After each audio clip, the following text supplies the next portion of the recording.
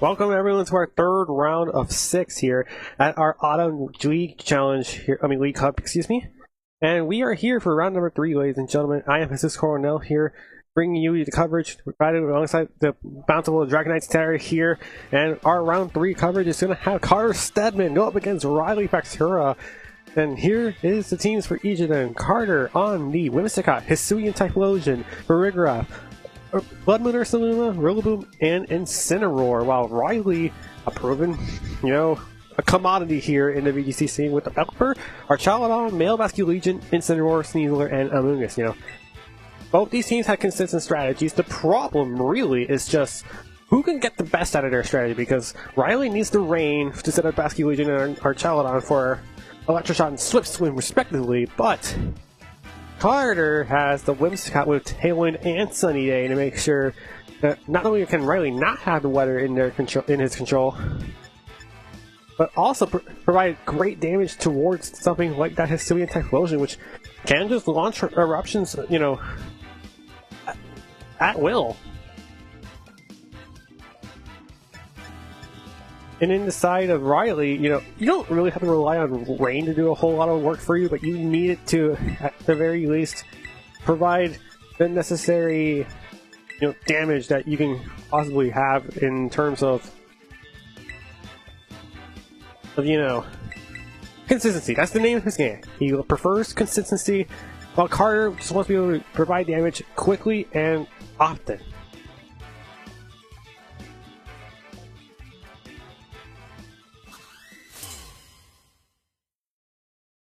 And here we go, game number 1 set to get underway here for our League Cup. Riley Factura is going to be leading the Pelipper, Basculegion and the Incineroar, excuse me, pardon my Japanese reading there. And Carter going to go ahead and send out the Blood Moon Ursaluna and the Whimsicott as the lead here. So, 2 forms of aggression here, but both these Pokemon can get faked out.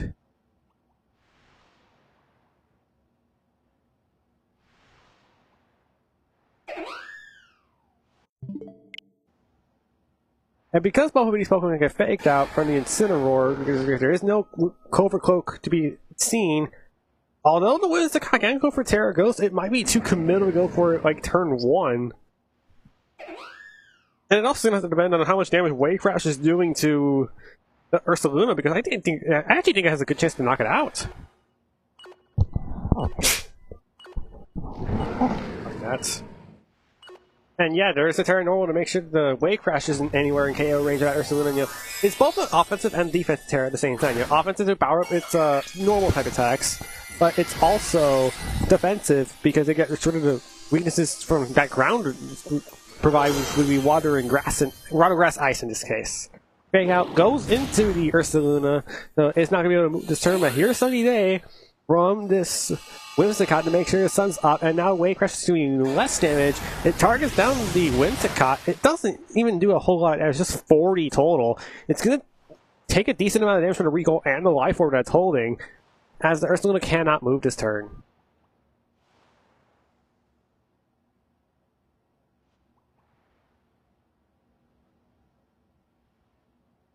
And this is an interesting turn for both players, because Carter can set up Tailwind now, or predict the Pelipper switching to make sure that the rain gets overridden by the Sunny Day, but that will also mean that this Ursaluna is not getting speed at the speed that it needs. But who knows if it needs that speed, because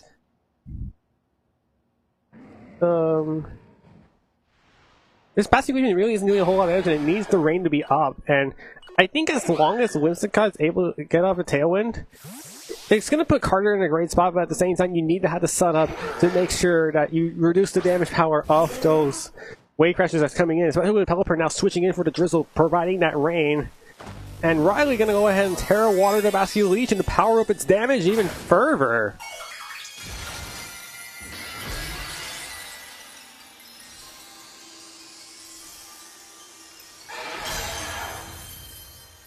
But what comes out of this turn, it's going to be a Tailwind from this Whimsicott, so now this Basculegion kind of a free turn to go for that Wave Crash, which will knock out something, but what will it knock out? It's going to go after the Ursaluna. This should be an easy KO for the range, and it is enough to pick it up after the fake out. So Terra's gone from Carter, one Ursaluna is gone too.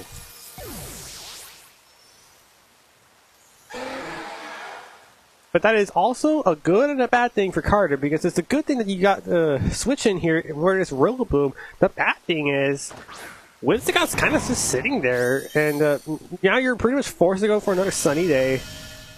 And that could just mean Pelipper switches out into Incineroar pretty easily, all while getting an Intimidate down on this Rillaboom and potentially protecting the Basculegion as well, because that's just something safe to do if you're Riley. And at the same time, there really isn't much to lose if you bring in Incineroar for that slot. Because if you switch out Pelipper for Incineroar, you get the range reset. As long as you knock out the Whimsicott, you're in the clear. Never mind, it's the Basculegion that's switching out here. Is it the Incineroar? Yeah, it is the Incineroar coming back in.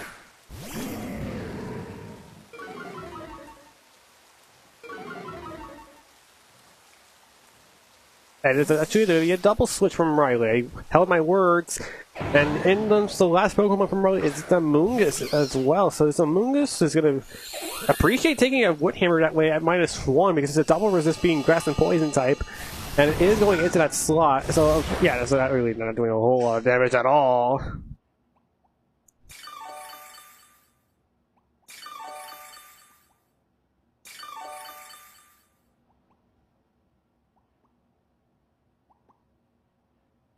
And so it's just like, how do you reposition every bit of Pokemon that Carter has? Because as you can see, Riley has Rain in the back with Basculegion and Pelipper, and now this Whimsicott's really just doing nothing for the rest of this game. Like, there's no Encore threat right now, so Sunnis is still up. Your Tailwind's up for another 2 turns. Moonblast is really not going to do a whole lot of damage. It might do some to Incineroar, but not a whole lot. And in comes the Hisuian Typhlosion from Carter as the last Pokemon revealed. High Horsepower lands on the Incineroar, does not do half damage at all. Here's knockoff onto the Rillaboom, so it's going to knock off that Assault Vest. Not that it really matters. We're in the grand scheme of things. Here's Clear Smog. Hopefully, Hell was trying to knock out the Whimsicott. It's not there anymore.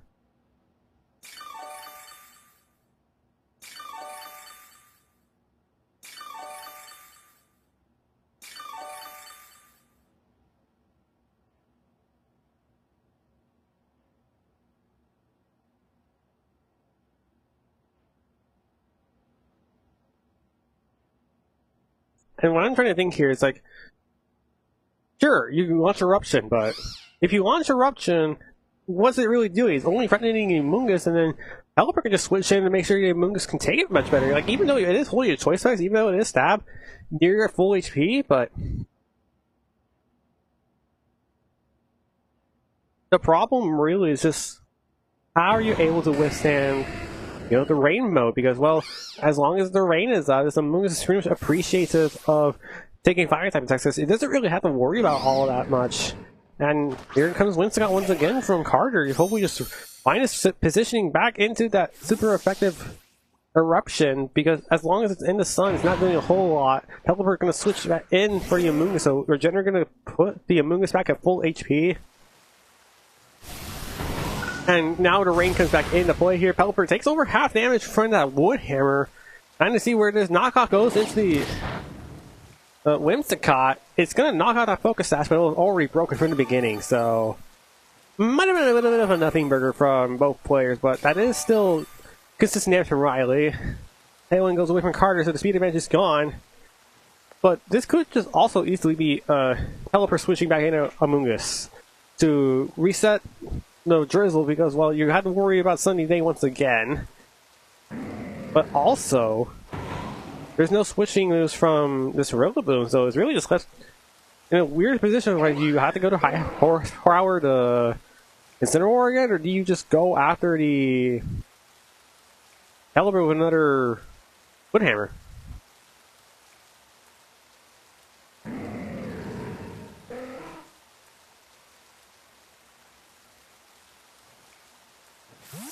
Yeah, the Pelipper is going to switch out this turn, and should be the Amoonguss coming back in. Yeah, there is a perfect position to switch it back in position to make sure that Grassy Glide does absolutely nothing to the Amoonguss.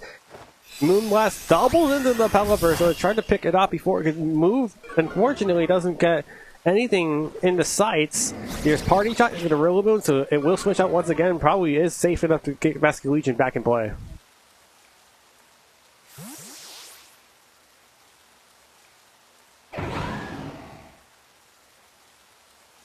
And it is Basket Legion coming back in for Riley.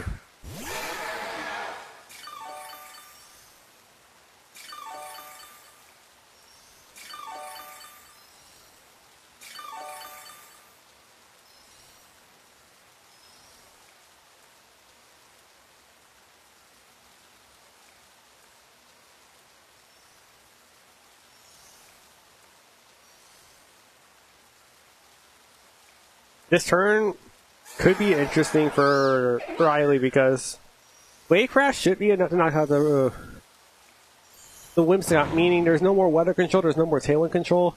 This Rillaboom is pretty much doing nothing right now because there's a -2 attack from the Intimidate and the Parting Shot. Its best move is Woodhammer, which will knock out the Basket Legion, but I don't know if it wants to stay around at -2 all that much. Riley doesn't see a reason to knock out anything right now with the Basket Legion, sending back in somewhere for another Intimidate onto the Rillaboom, importantly, and making sure that grass type coverage is neutralized there. As Sunny Day comes out once again from this Whimsicott. Grassy Guy goes into the Incineroar, does almost nothing. When Clear Smog goes into the Whimsicott and it is now knocked out, there is no more weather control and no more tailwind for Carter.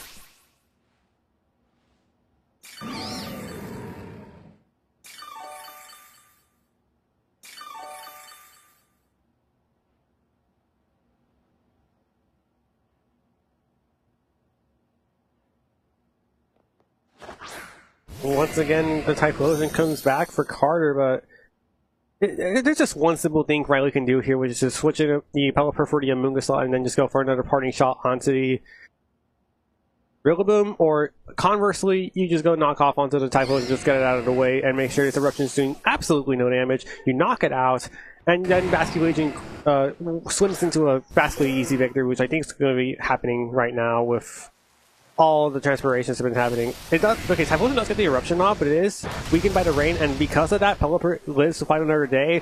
Fly Horsepower at -3, gets this in under half, but I think the damage has been done. Knockoff goes into the Typhlosion, and it gets KO'd with a critical hit, but this Rillaboom really cannot fight another day at -3 attack.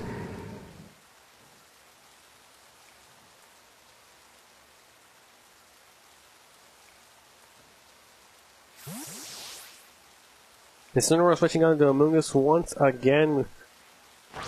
And this just... And a Protect coming out from the Pelipper, so it's Riley just trying his best to control the situation however he can. Whenever Woodhammer comes out into the Protect of the Pelipper, I think the next thing that's going to happen is Pelipper switches out into Incineroar. And then Amoonguss goes for a Pollen Buff.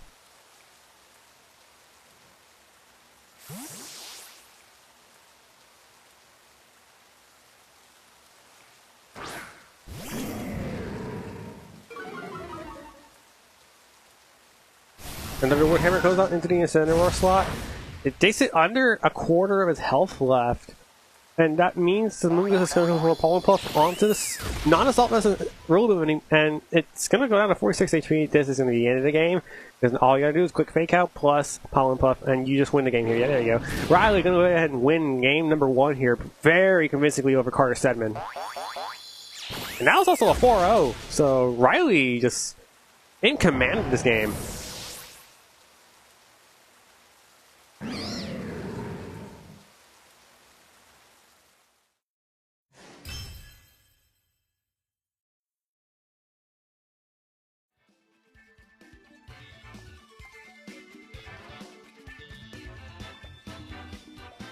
So Riley going into game number 2 here with a 1-0 lead, and now that that's happened, I really don't know how Carter comes back in this game because it was clearly a Riley control from the start to the finish of game number 1. If we saw much of anything, Carter needs to be able to find an answer to Riley's cycling of Rain, Intimidate, and Amoonguss, because those 3 factors were pivotal in Riley's win there over Carter in game number 1, and I'm not really sure there is a way out because in game 1, Riley led Incineroar Basket Legion, which was probably the best thing you could have done there.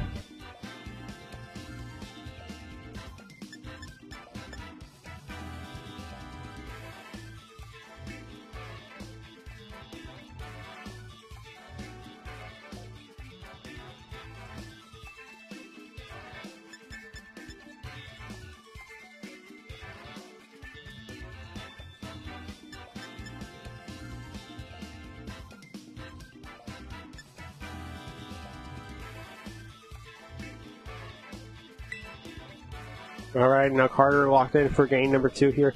Yeah, it's just like the problem really is just getting weather control and speed control at the same time, which I don't think is possible, because the best thing you can do really is set up Windstorm Typhlosion early in game number 1, get faked out into a potential Terra Ghost, or if not, you're never going to outspeed the Sneasler with with Typhlosion, because without something like a Choice Scarf or a Tailwind, you're never going to be outspeeding the Sneasler at all.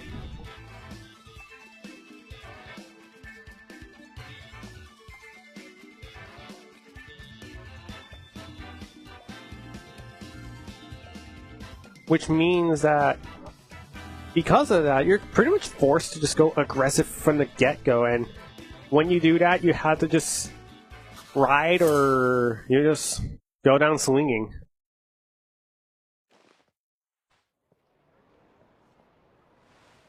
And Basculeech and Sneasler is going to be the lead for Riley in game number 2 here. It is going to be that Whimsicott plus Typhlosion lead for Carter in game number 2, as I was discussing earlier, and there's something really funny that Riley can do here, which is aqua jetting the Typhlosion with potentially a Terra Water or a Pelipper swap him, because there's almost no way that the Typhlosion has priority protection, unless of course Carter brought the Farigiraf.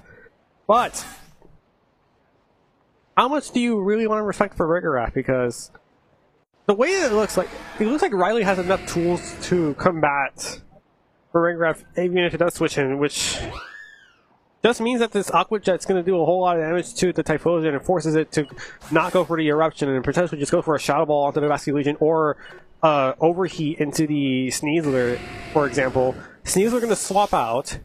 Probably signals a Pelipper switch in here. It is going to be a Pelipper switch in, so again, I still think it's likely the Aqua Jet comes in here, and because the Drizzle powers up the Swift Switch immediately, it means the Aqua Jet goes first, and down goes the Typhlosion in a single hit without having much to worry about in that slot. A one-hit KO rings the bell, and unfortunately for Whimsicott, it's setting up something for nobody. It's a sunny day, which it would have appreciated if it weren't for the Basculegion being faster that turn with the Aqua Jet.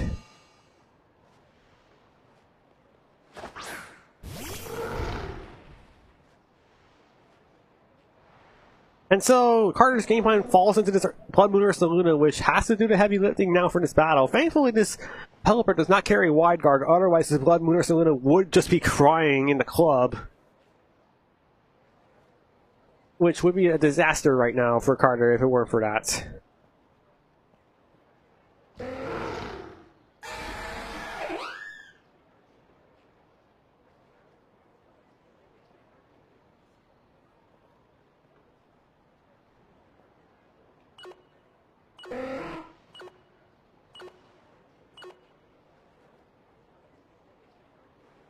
And now Riley's going to switch out the Pelipper to make sure that Drizzle can be permanent for a later step in the turn. And Cinder, we're going to switch in for Fake Out support, for Flare Blitz into this Whimsicott, but also it reveals Riley's last Pokemon, which means their Sneasler is safe in the back, so is the Pelipper. Carter going to go ahead and terrestrialize that Ursaluna into that normal type once again. But this time he has to make a count, or it's going to be doing a whole lot of nothing, because the first time it went for this Terra, it got faked out, and then it got Wave Crash in the rain. Basculegion is going to protect, so it won't take any damage this turn, depending on whether or not it will Blood Moon or not. We have yet to see. There's the Tailwind coming out from this Whimsicott to give Ursaluna a hefty speed boost. It is a Hyper Voice coming out, so Basculegion is protected, but Incineroar is going to take a hefty amount of damage here with this Life Orb and the Terra boost from this Ursaluna Blood Moon. How much damage are we talking about here, though? Just under half.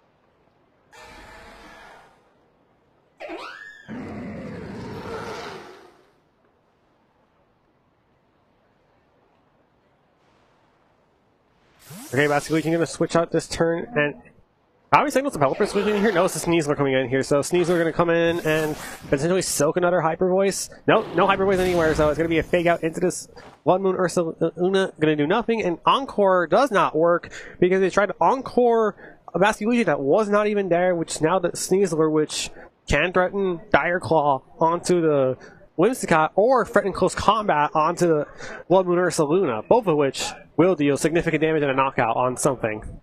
Well, if it's Dire Claw, then you have to worry about the Focus Sash and hopefully you get poison from it, because that's the only way you're ever going to technically get a one-hit knockout on it. Otherwise, you're going to have to hope that close combat does enough damage onto the Blood Moon Ursa Luna. And Carter really doesn't have a lot to combat this. Yeah, you had Tailwind, but Sneasler is holding a Focus Sash, so it's not going to be able to get taken down in a single hit, so you're probably just clicking Hyper Voice and Moonblast onto the Sneasler, more than likely. Oh, never mind, it's just going to go into the Incineroar, so it is going to put it in range of that Hyper Voice to knock it out, but I think Sneasler gets a knockout here, depending on who got targeted here. Sneasler does not proc Focus Sash, so it is a saving grace that Unburden doesn't get procced there from Riley, if you're Carter, but Close Combat is going to knock out the Ursa Luna. Dire Claw going to put the Winston out the Sash, it's Close Combat, and down goes Ursa Luna.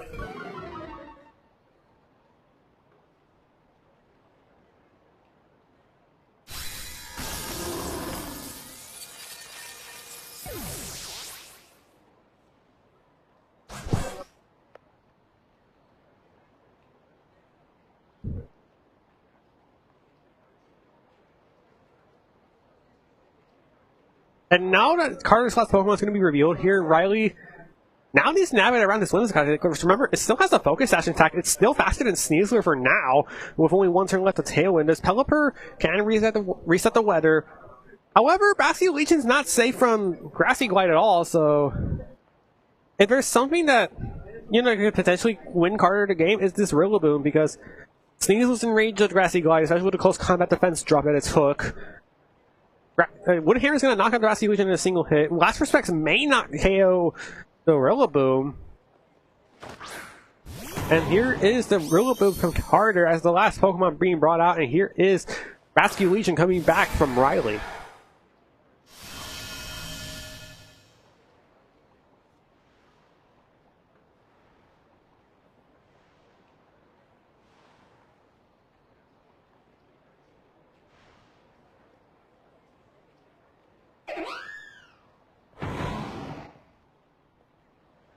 Alright, and yeah, this is basically what Riley needs to play around. Riley needs to play around Fake Out, which I don't think is going to be happening this turn. He has to play around a Focus Sash on the Whimsicott from Carter, which easily knocks out the Sneasler, and the Bastion Legion needs to worry about the Rillaboom going for something like Woodhammer or a double Grassy Glide, because the more those add up, the more Last Respect is going to do. But perhaps another way I could see is Riley deliberately letting a Sneasler faint and then getting the Last Respects off, because, oh, never mind, we're just going to see Sneasler swap up for the Pelipper, and gonna activate the Swift Swim again.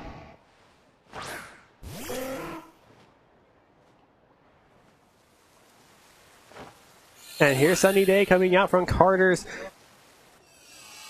Whimsicott, so it is going to negate that.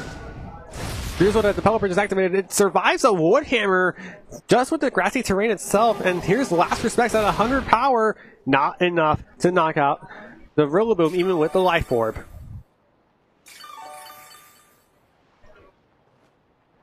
Tailwind is gone once again from this Whimsicott, but I think, yeah, I was going to say, this might be an easy move for Carter to make, to, you know, use the Pelipper to knock out, use the Whimsicott Moonblast to knock out the Pelipper, and then start getting damage onto the Bastion Legion, because as long as the rain's not up, then you're able to get consistent damage on it without getting damaged by yourself.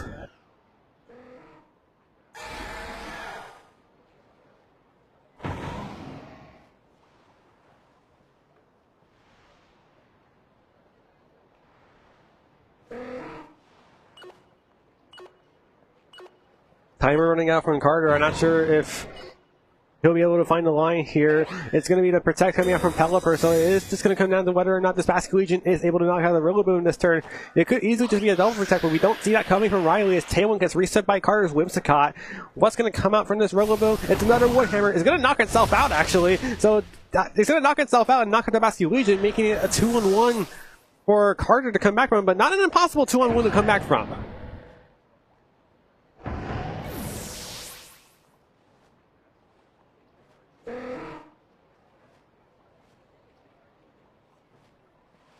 And I think what Carter needs to play around now is Protects, because the Sneasler can win the game if Dire Claw hits poison. But it can Moonblast the Sneasler just as easily. But Pelipper is protected the last turn, so really, the question is who's the most vulnerable, the Sneasler or the Pelipper? If I were to make an opinion, the Pelipper is the most vulnerable, but that question just comes down to whether or not Dire Claw poisons, because if it paralyzes, the game's also over. If it sleeps, it's also over. Yeah. Dire Claw's just going to be really dicey for Carter to handle right now, and Riley's just going to have to choose what to do with the Sneasler, because if the Sneasler protects and the Pelipper goes down, then Carter wins the game. There's the Sneasler going to protect there. What did Carter do with his Whimsicott? It targeted the wrong Pokemon. It targeted the Sneasler thinking it would not protect. This Pelipper has an attack to go for. It's the Fire-type Weather Ball. And as long as Riley has a turn to not lose a Pokemon, he'll be able to win this game here, because with one turn left to Tailwind and Pelipper being able to protect, no, that doesn't even matter anymore. You just launch 2 attacks and you just win the game, because even if you do knock out the Sneasler, you're going down to a Weather Ball because it's Fire-type boosted. Here's the Moonblast into the Sneasler. It's going to knock it out, but this Weather Ball is going to finish off the game as the handshake comes down from Carter. The game is over with this Weather Ball. Riley Factura wins 2-0 over Carter Steadman in round 3.